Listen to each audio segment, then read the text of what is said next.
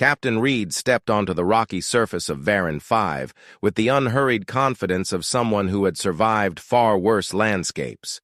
Heat shimmered above the jagged mineral spires, and the ground felt brittle under his boots. Behind him marched the alien squad assigned for the joint training exercise, a collection of young cadets with pale violet skin, elongated limbs, and luminous eyes that reacted strongly to the intense light. Every one of them carried quiet tension in his posture. The briefing had warned them that Varan 5 was unpredictable, but hearing about danger and standing on it were very different things. Reed could sense the unease without even turning around. He had trained enough alien units to know the exact rhythm of nervous footsteps. He halted near a cluster of sharp mineral formations and gestured for the squad to spread out. Every cadet moved carefully, almost reverently, as if afraid the ground itself might punish him for stepping too heavily. The moon's thin air carried a faint metallic taste, the kind Reed recognized from places where minerals reacted to sunlight and weather in volatile ways. He crouched beside a fissure in the terrain and ran his hand along the ground, checking its stability. The assignment was simple on paper: cross a narrow valley, avoid detection from simulated enemy sensors, and reach the extraction point by dusk. Yet nothing about this landscape felt simple to the cadets. Reed could hear their hushed breaths behind him. He stood and waved forward the cadet at the back of the formation, a young trainee named Serath. Serath had the eager stiffness of someone who excelled in theory and feared disappointing instructors in practice. Reed had noticed him glancing constantly at the surrounding spikes of crystal-like stone, as if convinced every surface hid a threat. When Reed motioned him forward, Serath swallowed visibly and stepped between two towering mineral blades. He tried to mimic the human's relaxed stride, but his elongated foot slipped on loose dust that collected in shadowed areas. The moment Serath lost balance, Reed already moved. But the cadet instinctively thrust out his arm to steady himself and scraped it against a shard of stone that protruded like a knife from the cluster. The sound of the cut was subtle, but the reaction was immediate. Serath jerked back, staring at his forearm in horror as violet blood welled up and spilled in thin streaks down his skin. For a second he froze, as if unable to comprehend what had happened. Then he gasped sharply, and panic rippled through the squad like a shockwave. Every cadet stepped back at once. One pressed his hands to his face. Another shouted something in a trembling voice, warning that predatory creatures on Varan 5 tracked wounded prey by scent. Reed had read about this belief. It was technically true, but exaggerated in training legends until the idea of any injury, even a shallow cut, became synonymous with imminent death.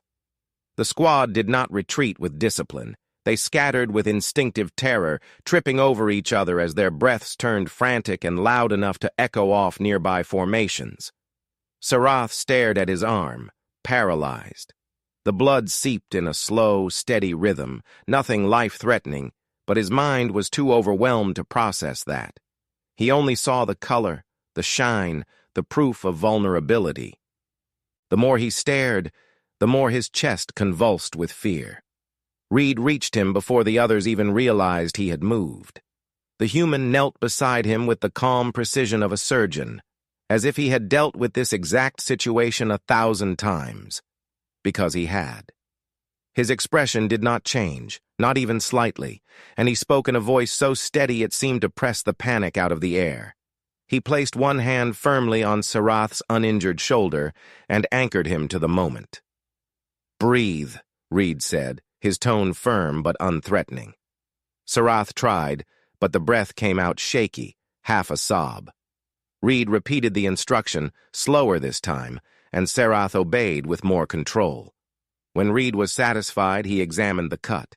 It was long, but shallow. The mineral shard had sliced cleanly, leaving no embedded fragments. The bleeding looked dramatic only because of the cadet's pale skin. Behind them, the squad whispered and muttered in rising fear, but Reed blocked it out. He focused entirely on the injured cadet. He reached into the terrain rather than any bag. Tools were forbidden for this mission, and picked a patch of soft moss-like growth that thrived in the shaded crevices.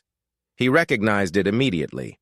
The local vegetation contained natural antiseptic qualities and slowed bleeding when pressed properly. He applied it to Sarath's arm with the efficient touch of someone who had learned to use environments as allies long before formal training existed. Sarath winced, but did not pull away. Reed secured the moss with a strip of the cadet's sleeve, torn cleanly with one decisive motion. The human's movement stayed precise and gentle, contrasting sharply with the squad's uncontrolled fear. Reed did not raise his voice or show a hint of frustration. He treated the incident like routine maintenance, the way a pilot might check a loose strap or adjust a control panel. That alone unsettled the watching aliens. It defied everything they believed about open injuries on this moon. One of the cadets finally gathered courage to step closer. His voice shook as he asked whether predators had already been alerted. Reed did not look up from Sarath's arm. He simply said, "Not yet," with the same calmness as before, as if discussing the weather. That answer should have soothed them, but it only confused them further. The squad stared at him in disbelief. How could he know? How could he stay so composed when any sign of blood was supposed to doom them all? Reed finished securing the makeshift bandage, then raised his head and scanned the surrounding formations with a patient expression. The sun reflected off the mineral spires in shifting silver patterns, but Reed focused on subtle signs in the dust, faint vibrations that traveled across the brittle ground. He noticed the tremor of a single small stone several meters away, reacting to something distant. He muttered something under his breath and narrowed his eyes, analyzing the timing, intensity, and direction. Then he stood, lifted Sarath smoothly to his feet, and addressed the squad with a tone that held absolute authority. It was not loud, but it carried through the terrain like a stabilizing force. "Form up," he said. "Stop panicking." The cadets hesitated, still shaking, but Reed's command left no room for disobedience. One by one, they stepped closer, forming a loose semicircle around him. Sarath remained beside him, breathing unevenly, but holding himself upright. Reed glanced at the group, recognizing fear in every face but not judging it. He simply turned the moment into the first step toward the lesson he intended to teach. "The wound is superficial," Reed said. "He is not in danger. The predators on this moon are not attracted to the sight of blood. They react to panic, motion, and the vibrations caused by unbalanced retreat." His voice remained steady. "Right now, your fear is sending a stronger signal than his injury." The cadets exchanged confused glances. Reed let the silence sit long enough for his words to sink in. Then he continued, "This mission is not only about surviving terrain. It is about understanding the enemy. Fear makes you predictable. Predictability makes you prey." Sarath lowered his gaze, still gripping his injured arm, but the human placed a reassuring hand on his shoulder. It steadied him more than any bandage. Reed scanned the terrain once more, sensing the distant movement closing in. The squad held their breath. They expected him to order a retreat, maybe even evacuation. Instead, he nodded to himself and said something none of them expected. "This is a teachable moment." The cadets stood in stunned silence, unable to comprehend what he meant. The fear had not vanished, but it no longer controlled their movements. Every one of them watched Reed as if he were the only stable point in a collapsing world. Sarath breathed more evenly, following Reed's steady posture like a guidepost he subconsciously trusted. Reed looked at each face, then at the droplets of dried violet blood on the torn sleeve he still held in his hand. A faint, calculated expression crossed his features, the look of someone who had already formed a plan. He gestured for the squad to follow him deeper into the mineral field, unaware that this moment would become the foundation for the tactical lesson none of them would ever forget. The fear that had threatened to break their formation moments ago was about to become the tool Reed needed to reshape their understanding of survival forever. Captain Reed led the squad deeper into the mineral field with the same calm stride he had used from the start, and the farther he walked, the quieter the alien cadets became. Every one of them stayed close, breathing in shallow, restrained patterns, as if afraid that even the sound of inhaling too sharply might alert unseen predators. The wind of Varan 5 whistled through narrow channels carved into the rock, creating a low, uneasy hum that pressed against their nerves. Reed did not slow down. His eyes scanned the terrain, tracing the lines of pressure in the dust, assessing how the mineral formations curved and where shadows indicated deeper hollows. Sarath followed just behind Reed, gripping his makeshift bandage with more composure than before. The initial shock had faded, replaced by a fragile curiosity. He glanced at the ground where Reed occasionally paused to observe something invisible to the rest. Sarath tried to mimic the human's focus, but the shifting lights and shadows disoriented him. Every movement in the distance looked like something alive. Every vibration under his feet felt like a threat. Reed finally stopped beside a narrow ridge where jagged stones formed a natural barrier. He crouched and touched the dust lightly with 2 fingers, feeling its pulse. The cadets exchanged uneasy glances. None of them could sense anything through the dusty surface. Yet Reed tilted his head slightly, listening to some subtle rhythm the others could not detect. The faintest smile tugged at the corner of his mouth, not out of amusement but recognition. He rose to his full height and faced the squad. His posture stayed relaxed, even as he spoke in a tone that demanded full attention. "Movement from the northeast," he said. "Slow. Not close enough to matter yet." The squad stiffened. 2 cadets stepped back automatically, only stopping when Reed's gaze swept across them with silent authority. The fear had not left them, but it no longer erupted into chaos. Reed's clarity anchored them like a weight that kept drifting thoughts from spiraling out of control. One cadet with narrow shoulders and a trembling jaw asked how Reed knew the movement was slow. Reed pointed to a cluster of pebble-sized stones that had shifted positions since the squad entered the ridge. Most had moved only a fraction of a centimeter, but one had rotated in place. Reed explained the connection between distant footfalls and micro-vibrations in the brittle terrain, describing how predators on this moon moved with a specific cadence that produced a recognizable pattern. His explanation came out in efficient sentences, free of dramatic emphasis. He spoke as if he were teaching a routine maintenance protocol rather than analyzing imminent danger. The cadets tried to follow, but every detail revealed how little they understood about reading terrain through anything other than sight or scent. Reed spoke about pressure distribution, about how distance could be measured by the spread of impact across mineral veins, and about how panic amplified vibrations in a way that predators instinctively chased. Sarath listened with a growing sense of awe. He realized that Reed had not simply reacted calmly earlier out of confidence or stubborn courage. Reed had information. Reed saw and felt the environment in a completely different way, with senses trained through repetition and exposure to hostile terrain. Sarath wondered if humans were naturally attuned to such details, or if Reed had earned his intuition through years of surviving places far more dangerous than Varan 5. Reed stepped closer to the ridge wall and inspected a jagged scar running through the rock. It pulsed faintly in the sunlight, reflecting mineral shards embedded inside. He pressed the surface with the back of his hand, then turned to the squad once more. "This ridge carries vibrations well," he said. "We can track movement from a safe distance as long as we remain on elevated ground." His words soothed some of the tension, but it could not erase generations of ingrained instinct.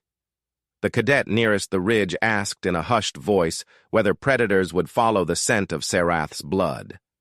Reed shook his head.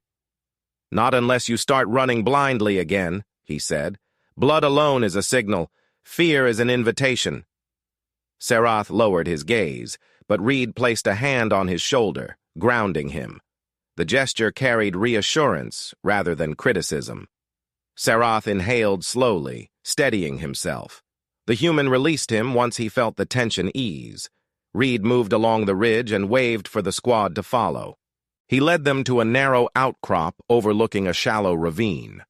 The drop below was steep but not deadly, and the ground at the bottom was littered with old bones and fragments of mineral that reflected oddly in the sun.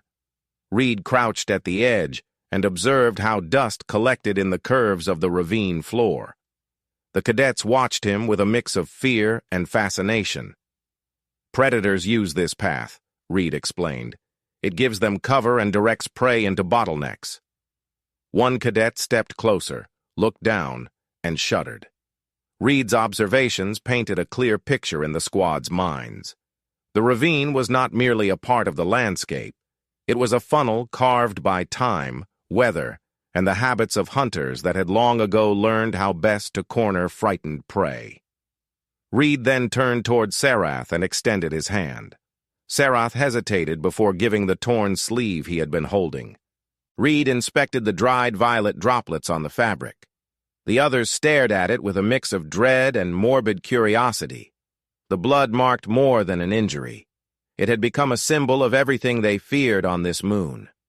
Without warning, Reed threw the sleeve into the ravine. It fluttered in the air briefly before landing among the dust and mineral fragments below. The cadets immediately tensed. Sarath's eyes widened in confusion, bordering on horror. Reed watched their reactions but said nothing. A long moment passed.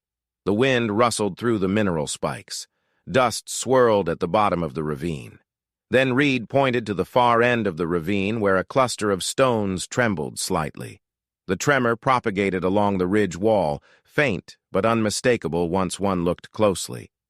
Reed's voice cut through the silence with unwavering calm. "That is your confirmation," he said. "The blood is a lure, but only if you place it where predators already travel. It is not a threat by itself. It is a tool." His words struck the squad with such clarity that several cadets inhaled sharply at the same time. Sarath stared down at the ravine, then back at Reed, struggling to reconcile his earlier terror with the human's steady reasoning. Reed stepped away from the edge and looked at the cadets one by one. His expression remained firm, almost stern, yet not harsh. "Everything in a hostile environment can be used," he said. "Your reaction determines whether it becomes your weakness or your strength." The cadets absorbed this quietly. No one panicked. No one ran. Every one of them watched Reed as if he carried the key to surviving not only this mission, but every unknown world waiting for them in the future. Reed tilted his head toward the northeast. The faint tremors were growing rhythmically stronger, though still distant. He motioned to the squad to follow him along the ridge toward a more defensible position. Sarath walked closely behind him, his earlier fear slowly reshaping into determination. As Reed guided them to higher ground, the cadets began to understand something they had never seen on any of their instructors' faces. Calm was not the absence of danger. Calm was the mastery of it. The moon's wind shifted then, carrying with it the scent of approaching predators. The squad stiffened again, but this time they looked to Reed immediately instead of collapsing into panic. His eyes narrowed slightly as he analyzed the timing of the vibrations and the direction of the wind. The first phase of fear had passed. Now Reed would show them what to do with it. Captain Reed guided the squad along the narrow ridge with measured strides, adjusting his pace so the alien cadets could follow without stumbling. The vibrations beneath the brittle ground grew slightly stronger, though still faint enough that only Reed could interpret them accurately. He lifted his chin toward a sloping rise ahead, signaling silently for the cadets to ascend. His posture remained calm, but every movement he made was intentional. Sarath noticed that subtle shift and realized Reed was no longer only analyzing the situation, he was shaping it. When they reached the top of the rise, the valley opened below them in a sweeping hollow of dust and broken mineral shards. The ravine where Reed had dropped the torn sleeve curved gently toward this hollow, creating a natural funnel. From this vantage point, the squad could see how sharp rock formations jutted from the valley like the teeth of some ancient creature. The terrain looked chaotic, but Reed examined it with the focused eyes of someone studying a diagram. He knelt beside a jagged outcrop and touched the dust, letting it sift through his fingers. Sarath stepped closer, uncertain of what Reed detected. The cadets clustered behind him, silent, waiting for Reed's assessment. Reed looked up and pointed toward 3 tall mineral spikes positioned irregularly across the valley floor. Each one cast a long shadow that shifted with the direction of the wind. "This terrain is ideal for misdirection," he said. His voice carried easily across the ridge. "The predators will follow the lure when they reach the ravine. We will guide them where we want them." One cadet frowned, confusion written plainly across his luminous eyes. Reed noticed and elaborated. "Predators hunting by vibration rely on the shortest path between movement and scent," he said. "They will enter the valley from the ravine, but they will choose their route based on pressure distribution. This region has weak mineral veins. It will carry their steps clearly." Sarath followed his gaze and began to see patterns that had escaped him earlier. The valley's surface was not uniform. Some areas shimmered faintly, revealing thin layers of unstable mineral dust. Others were darker, where hardened cracks formed channels beneath the surface. Reed was reading the moon as if it were a map. Sarath tried to imitate his method, crouching and running his hand along the ridge floor, but the terrain still felt like undifferentiated grit to him. Reed noticed the attempt, and although he said nothing, a faint nod indicated quiet approval. Reed then motioned for the squad to step back from the ridge's edge. His expression hardened in a way that sharpened the air around him. "The predators are close enough to commit," he said. "Now you will understand how to turn disadvantage into strategy." Sarath swallowed hard, his heartbeat quickening, but he remained attentive. The other cadets exchanged tense glances. Panic still hovered beneath their skin, but something stronger held it down, the memory of Reed's earlier precision. The human took several steps along the ridge, gesturing for the cadets to follow. He stopped near a broken pillar of rock that leaned outward over the valley. From beneath that overhang, the ridge sloped downward into a narrow, slanted stretch of ground that formed a natural chute. Reed tapped the ground with his boot and motioned toward it. "If we move through this chute, the predators will detect the shift in weight and follow the vibration," he explained. "But the chute leads past the first 2 mineral spikes. The 3rd spike sits over a deep pocket in the terrain. It can collapse under stress." He pointed to a crack running beneath the spike's shadow. "We will direct the predators into that pocket." One cadet stiffened in disbelief. "Collapse?" he asked, his voice thin. "Would that trap them?" Reed shook his head. "It will slow them. That is enough." Sarath felt a tightness in his chest as he imagined creatures falling into that hidden pocket, struggling to climb out. Reed's logic left little room for hesitation. He understood the mechanics of danger as intimately as others might understand a familiar song. The squad watched him with growing trust, even though fear still clung to the edges of their thoughts. Reed positioned the cadets behind the broken pillar and instructed each one to place his hands against the ridge wall. "Keep your balance," he said. "Push off when I signal. You must move together. If anyone loses rhythm, the vibration becomes scattered and unpredictable." The cadets stretched their hands against the rough mineral surface.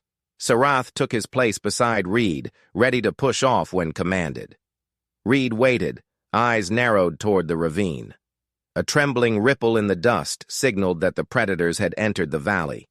Sarath tensed as he saw faint movement at the far edge of the ravine. Small, sharp-bodied creatures with low stances and glinting eyes. They crept forward with stealthy precision, sniffing the dust where the torn sleeve had landed. Reed lifted his hand, and the cadets held their breaths. The moment the predators committed to the path, Reed swung his arm downward, signaling the squad to move. Every cadet launched himself forward, pushing off the ridge with deliberate force. The chute carried their movement down in a quick slide. Dust billowed behind them. The predators' heads snapped up instantly in response to the vibrations. Sarath's pulse hammered as he slid across the brittle ground. The chute narrowed, forcing the cadets to stay close together. Reed led them with flawless balance, shifting his weight to compensate for uneven terrain. When the chute curved, Reed tilted his shoulders and leaned just enough to maintain momentum without falling. Sarath tried to mimic his posture, stumbling once but regaining his footing just in time. Reed glanced back briefly and gave him a short gesture to center his weight. Sarath corrected himself and followed more smoothly. Behind them, the predators charged. Their movements created rapid, aggressive vibrations that raced across the ground like a physical warning. Sarath felt the tremors approach with startling speed. The cadets widened their eyes, but none dared to panic. Reed raised his voice just enough to carry through the wind. "Stay in line. Do not accelerate." It felt counterintuitive. Every instinct screamed to run faster, but Reed's authority overpowered those impulses. The squad held formation, sliding as a single unit. The chute led them past the first mineral spike, then the second. Dust clouds rolled after them. The predators closed in, guided by the resonance of the cadets' coordinated movement. Then the ground beneath the third spike shifted. Reed stopped abruptly and thrust out his hand, halting the squad behind the protective overhang of a protruding ridge. The cadets stumbled into position, bracing themselves.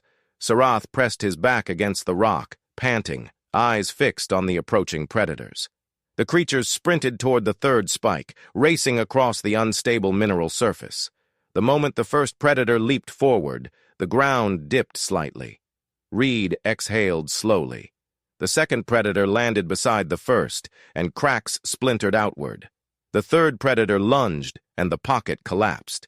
Dust exploded into the air as the creatures fell into the hidden cavity. The cadets watched in stunned silence as the predators scrambled in confusion, their movements disoriented by the sudden drop. Reed waited until the creatures regained footing inside the pit. Then he spoke softly, almost as if sharing a private thought. "This is the difference between fear and strategy," he said. "Fear reacts. Strategy directs." Sarath stared at the collapsed pocket, absorbing every detail. A new understanding took shape within him, not just of the terrain, but of Reed's mindset.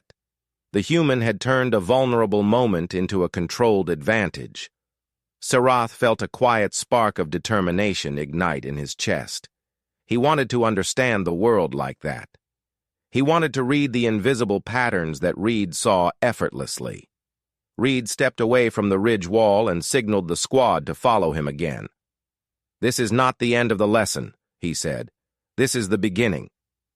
As they resumed their climb toward safer ground, Sarath realized something had changed. His fear had not disappeared, but it had transformed. It no longer pulled him backward. It pushed him forward. Reed noticed, and allowed himself a rare, faint smile. The climb to higher ground tested the squad's stamina more than the descent had. Loose dust slid under their feet, and the jagged formations forced them to move in single file. Captain Reed led the ascent, choosing each foothold with calculated precision. Despite the difficulty, his breathing stayed slow and controlled. Sarath followed closely, watching Reed's posture, trying to mimic the way he distributed weight to avoid slipping. The other cadets moved behind Sarath with growing discipline, their earlier panic replaced by heightened alertness. The sounds of the predators struggling in the collapsed pocket slowly faded into the distance as the squad climbed out of danger. Reed reached a high, narrow plateau overlooking the valley. From there, the landscape spread out beneath them like an enormous fractured mosaic, with ridges bending in sharp angles and pale dust shimmering under the sun. He scanned the horizon, his expression unchanged, but Sarath noticed the subtle narrowing of Reed's eyes, a sign that he was calculating their next move. Predators trapped below were not the only threat on Varan 5. The scent of blood would linger in the air for hours, and the vibrations of the chase would have traveled far across the brittle terrain. More creatures would eventually converge if the squad remained in one place for too long. Reed motioned for the cadets to gather around him. Every one of them stepped closer without hesitation. Sarath stood nearest, breathing hard but steady. Reed crouched and ran his hand over the plateau's thin surface layer, brushing aside dust to reveal a firm, darker stone beneath.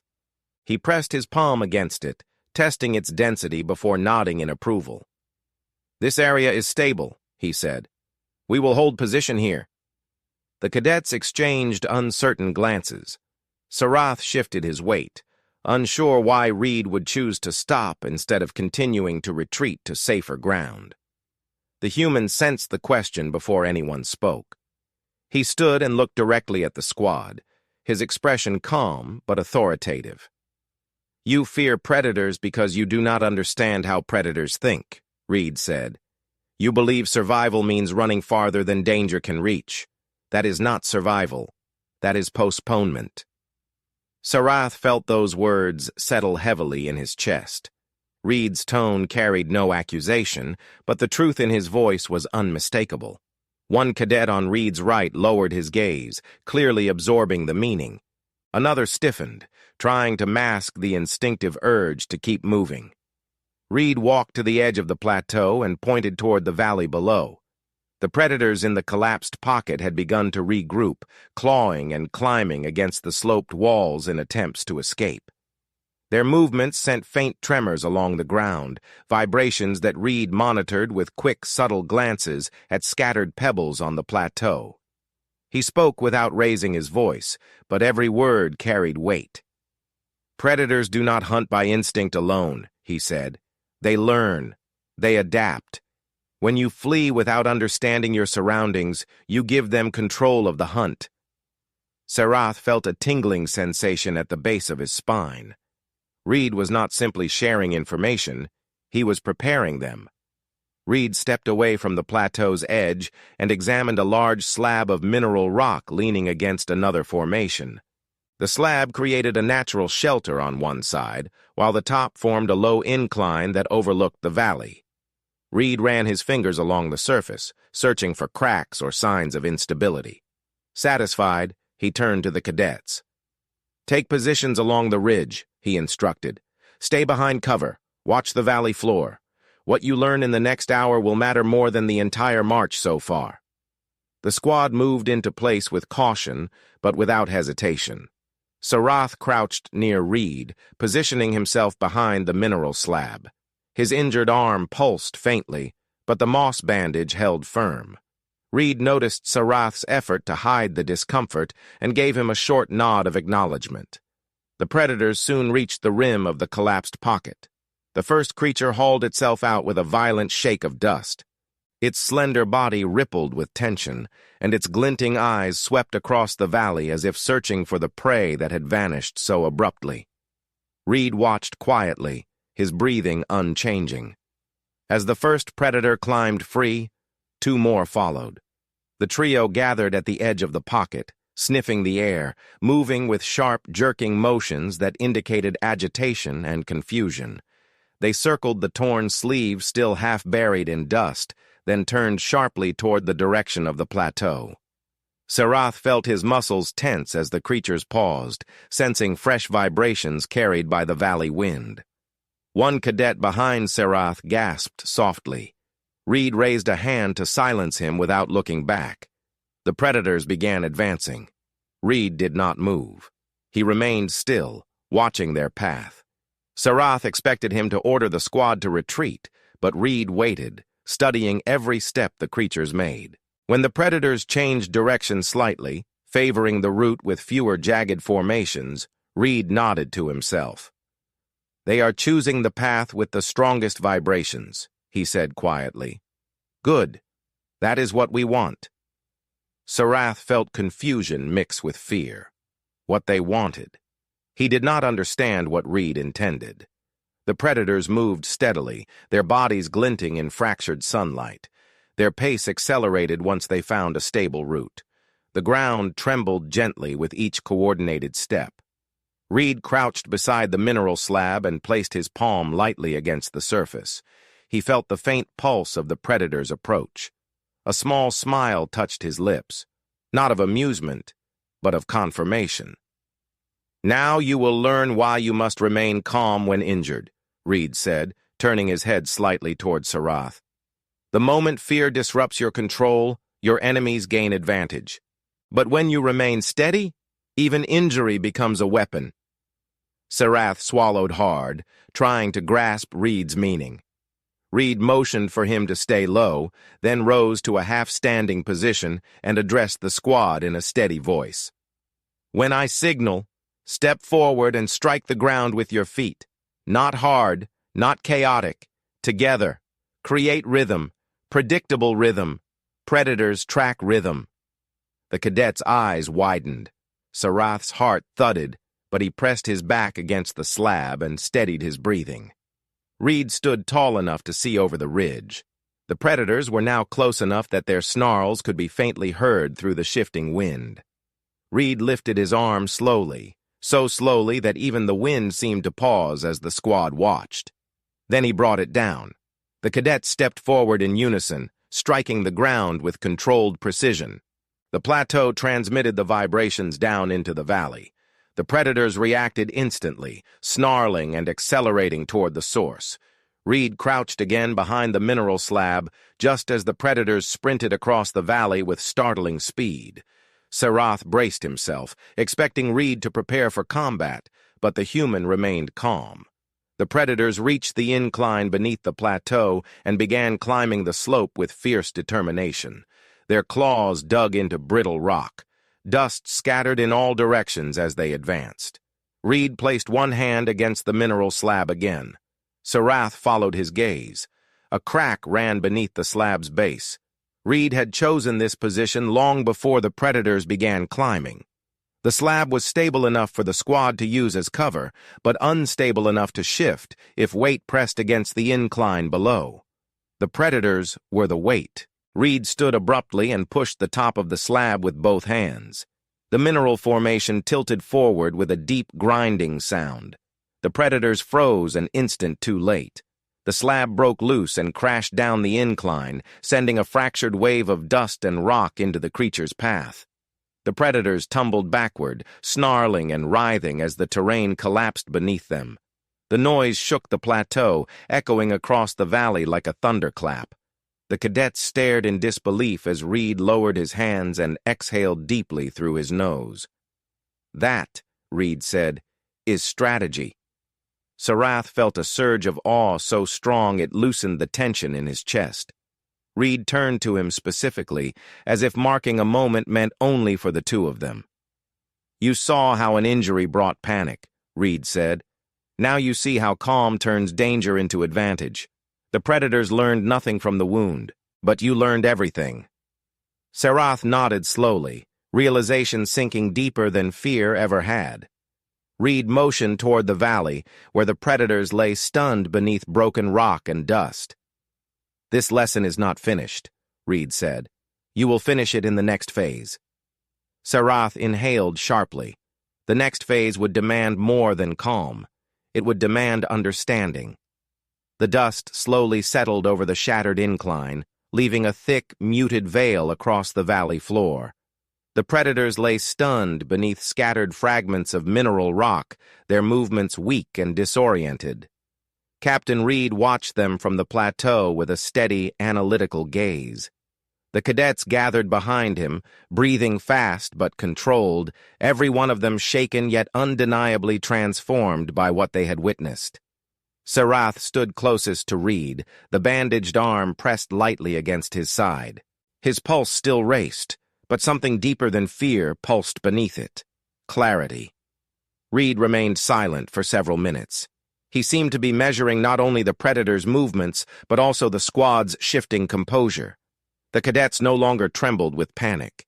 Instead, they stared at the valley with wide eyes filled with questions and a quiet hunger to understand the final part of Reed's lesson.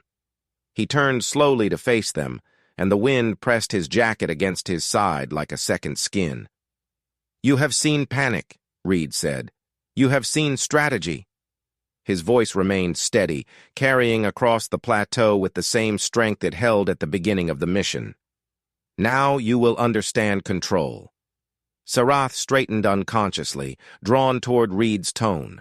The other cadets mirrored the subtle shift, sensing that the next step would demand more of them than running or hiding. Reed pointed toward a narrow path descending from the plateau, one that curved around the broken mineral slab and led safely to the valley floor. "We are going down," he said. Half the squad inhaled sharply. One cadet on Reed's left took a hesitant step backward, but Reed's calm gaze froze him in place. He swallowed hard and nodded. Reed walked toward the path without another word. The squad followed with careful steps, each cadet fully aware that descending into the valley after a confrontation with predators went against every instinct they possessed. The path twisted between jagged formations and slanted ridges, forcing the cadets to descend in single file. Sarath walked just behind Reed, watching how the human adjusted his pace so the squad could keep formation.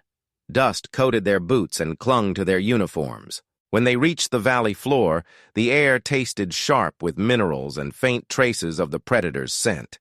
The predators were still recovering, shaking off the shock of the fallen slab, but none managed more than struggling attempts to rise. Reed approached them without fear. The squad froze several paces behind him, unsure whether they were permitted to come closer. Reed turned his head slightly and motioned for them to advance. Sarath stepped forward first, followed by the others. Their footsteps echoed against the valley walls, soft but coordinated. The predators twitched in response to the vibrations, but Reed lifted a hand to halt them. "This is the moment you learn," he said. Sarath stared at the creatures, expecting Reed to deliver instructions on how to capture or avoid them. Instead, the human knelt beside the nearest predator and placed a steady hand on its side. The creature hissed weakly, but Reed pressed his palm with enough firmness to anchor the predator's movement without causing harm. His fingers moved with familiarity, tracing the creature's breathing patterns and muscle tension. "You fear what wounds can cause," Reed said, "but you do not consider what wounds can teach." The cadets exchanged uncertain glances. Sarath crouched slightly, trying to understand Reed's intention. Reed continued in a clear, unwavering voice. "Injury is information. It shows weakness, yes, but more importantly, it reveals what the environment expects from you. When you bleed, predators respond. When predators respond, the terrain reveals its paths, its traps, its secrets. Your wound showed you the predator's habits. Their injuries will show you something else." He tapped the fractured ground beneath the predator with 2 fingers. "Listen." The cadets strained their ears, but they heard nothing more than shallow breathing and shifting dust. Reed noticed their confusion. He motioned for Sarath to kneel beside him. Sarath swallowed, lowered himself cautiously, and pressed his hand against the ground exactly where Reed indicated. At first, Sarath felt only the steady respiration of the stunned creature. But slowly, with Reed's hand guiding his wrist to the right angle, he sensed something else, a faint, rhythmic pulse beneath the surface. It was not from the predators. It came from deeper underground. Sarath gasped softly. Reed nodded.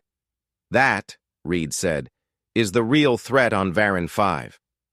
The squad stiffened instantly. Reed rose and pointed toward a cluster of hollow formations at the valley's edge, their surfaces trembling in patterns that no one had noticed until now. The cadets followed his gesture and saw it, slight repeated shivers running along the tallest spire, pulsing in steady waves.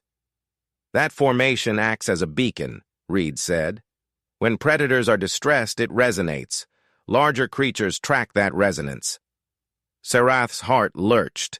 Reed continued with calm, unwavering certainty. "You panicked because of blood, but blood was never the danger. The wound made you see predators. The predators made you hear the terrain, and now the terrain is telling you the truth." One cadet whispered, "Something is coming." Reed nodded once. "Yes." The tremors grew stronger, rippling across the valley floor in a slow, powerful rhythm. The cadets instinctively stepped closer to Reed, forming a tight circle around him. The stunned predators twitched nervously, sensing what approached even before the squad fully grasped its magnitude.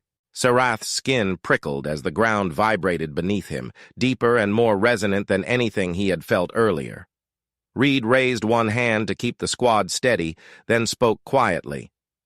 "This is why injuries matter," Reed said. "Injury exposes your environment. but only calm lets you read it.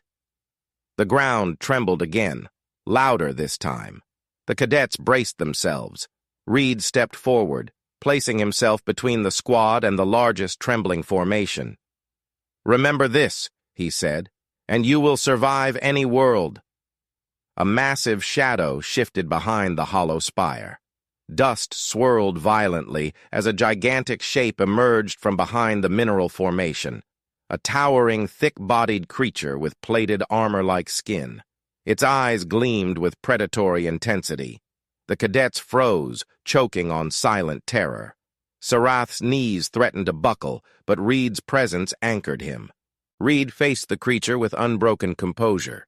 He assessed its posture, its breathing, the angle of its claws, the swell of its chest. Then he turned slightly toward Sarath. "You know what caused the predator's fall," Reed said. "What do you see now?" Sarath's throat tightened. He scanned the terrain, searching desperately for clues. The hollow spire trembled every time the massive creature stepped. Dust patterns formed spirals near the creature's feet. The ground dipped near a cluster of cracked mineral slabs. Then Sarath understood. The ground there was unstable. He pointed to the spot, his voice trembling but clear. "It will collapse." Reed nodded sharply. "Then show your squad where to stand." Sarath inhaled deeply, fighting the urge to flee. He turned to the cadets and raised his uninjured hand. "Stay behind the ridge," he said. "Move. Now!" The cadets obeyed instantly, scrambling behind the large mineral slab Reed had used earlier. Reed remained beside Sarath. The massive creature took 2 heavy steps toward the squad, lured by the vibrations of their movement. When it reached the unstable ground, the cracks widened beneath its immense weight. Reed gave Sarath a single look. "Now!" Sarath slammed his foot into the ground, generating a sharp, controlled vibration. The creature lunged forward, and the terrain collapsed beneath it. The creature roared, falling into the hidden cavity with a thunderous crash. Dust billowed upward. Silence followed. Reed exhaled slowly and placed a hand on Sarath's shoulder. His expression held something rare, approval not merely for obedience but for understanding.